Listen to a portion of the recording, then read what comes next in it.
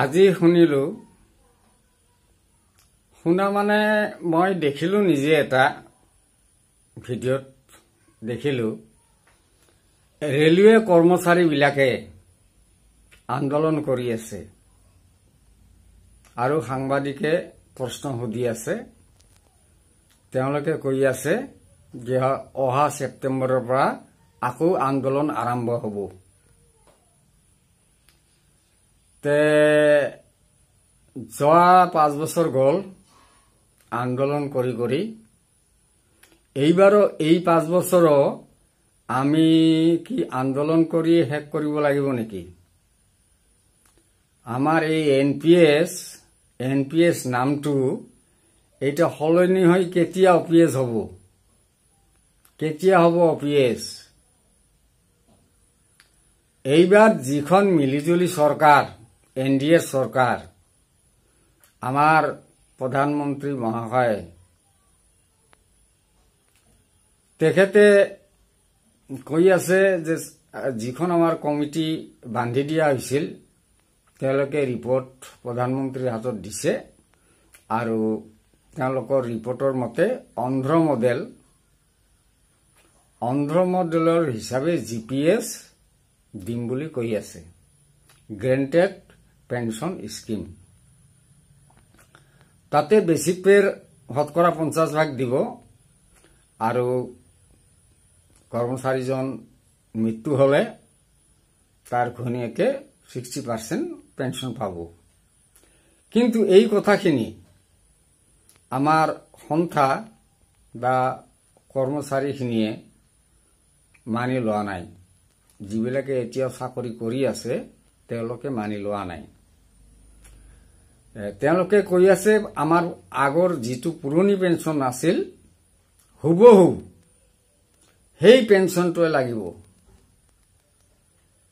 এতিয়া কি হ'ব সৰকাৰে তো অপিএস পুৰণা পেনশন কেতিয়াও নিদিয়ে আৰু কৰ্মচাৰীও নামানে যে পুৰণি পেনশনে লাগিব তেনেহলে এইবাৰো আন্দোলন কৰি 5 বছৰ গুছি যাব হেইটো এটা ইংগিত দেখা যায় আন্দোলন তো কৰিবই লাগিব আন্দোলন নকৰিলে কোনো কামে সমাধান নহয় আন্দোলন কৰিব লাগিব জবৰদস্ত আন্দোলন কৰিব লাগিব কিন্তু বৰ দুখৰ বিষয় আমাৰ মন্ত্ৰী বিধায়ক বিলাক সকলে জানে তেওঁলোকে অপিএস পায় অপিএসৰে দৰমহা লয় আৰু এজন এমএলএ বা বিধায়ক বা মন্ত্ৰী এইবিলাকে 4 বাৰ যদি হয় 4টা পেনশন তে 5 বাৰ হলে 5টা পেনশন কিন্তু আমি এই কৰ্মচাৰীখিনি ইমান কষ্ট কৰি এই 60টা বছৰ পাৰ হৈ যায় কিন্তু তাতে 1044 টকা 1844 টকা 2000 টকা এইখিনি মাহেকত পেনশন পায় পেনশন বুলি কোৱা নাযায় যেটো আমাৰ নিজৰ টকা 40% কাটি ৰাখিছে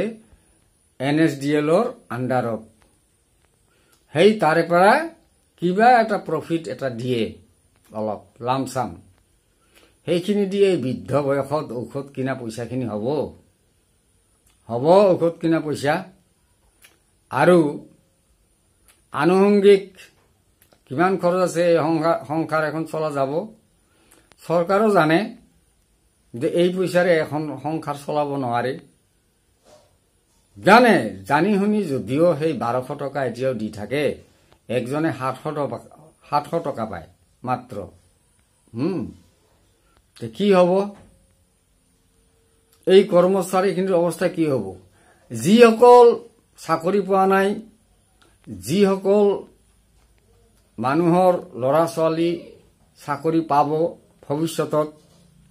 তেওঁলোকৰ অৱস্থা এই হ'ব এনপিএসে হ'ব যিহেতু 2004 চনৰ পিছত যিকোনো মানুহে চাকৰি পালে তাৰ এনপিএসতে পৰিব গতিকে যিসকলে চাকৰি পোৱা নাই তেওঁলোক আমাৰ লগত আন্দোলনত শামিল হ'ব লাগে আমাৰ লগত আন্দোলনত যোগদান কৰিব লাগে। যিসকলে চাকৰি পোৱা নাই তেওঁলোকেও আমাৰ হৈ ক'ব লাগে, আৰু যিসকলৰ চাকৰি যোৱা নাই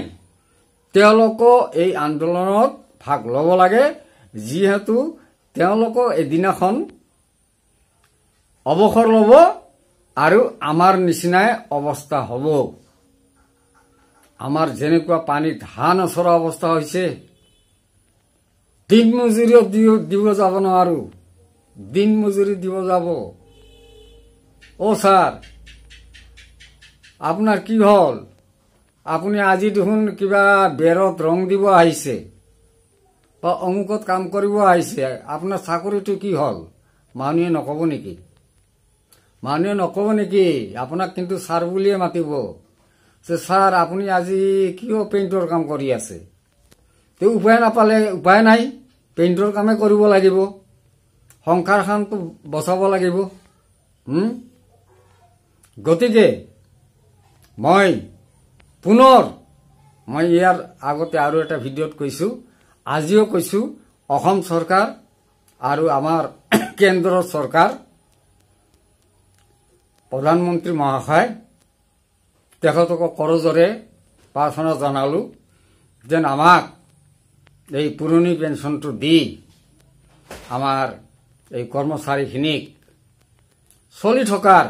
এটা উপায় কৰি দিয়ে। ধন্যবাদ।